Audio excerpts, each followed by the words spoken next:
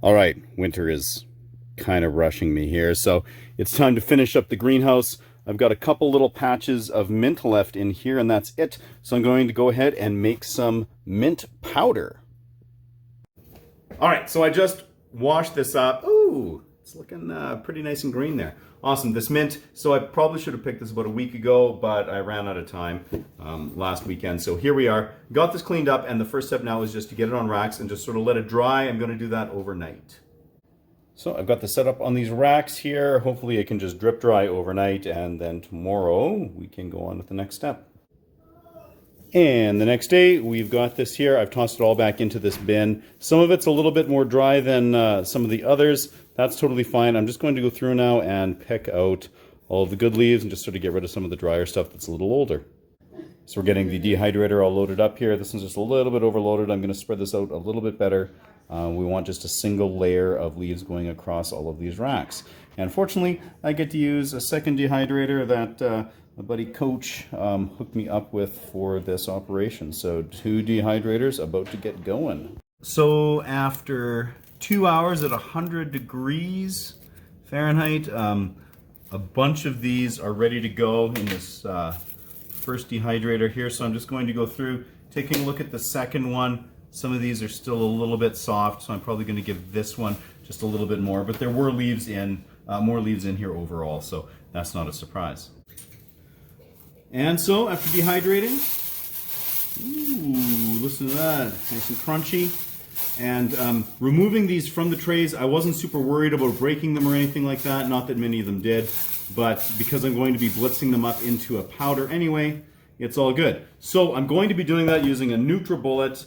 My mother-in-law, who got me into making powders like this, swears by the Nutri Bullet, and she's like, you can't use anything else because it doesn't get it as fine, blah, blah, blah. So I went out and bought one of these secondhand. It was actually very reasonable, just buying it used. And I've been very, very happy with the results.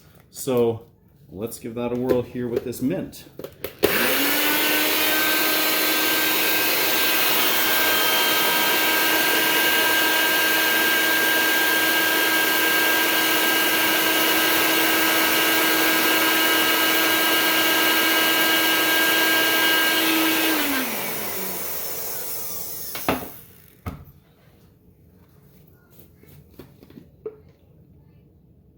So taking a look there, there's still just a little bit of chunk left in, hardly any at all. Ho, ho, ho, ho, is it minty in here all of a sudden. Let's give it just a little bit more.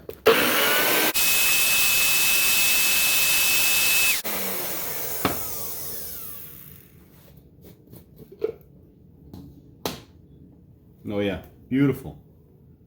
Just like that, nice and ground up. And then I'm actually going to use handy little toothbrush here and go ahead and just carefully transfer this into a nice little spice jar. So I'm going to go ahead and do this, get it all into here, and then we'll see how much we've made.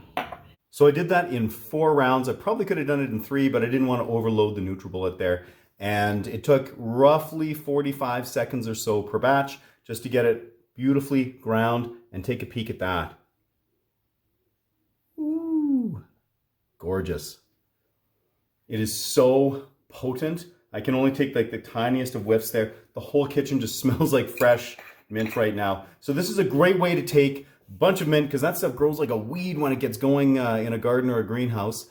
And you can take it when fall hits, dehydrate it, ground it up. You've got it year round. This is a great ingredient in all sorts of recipes. I really like it as a little secret ingredient in Italian sauces and olive tapenades and stuff like that.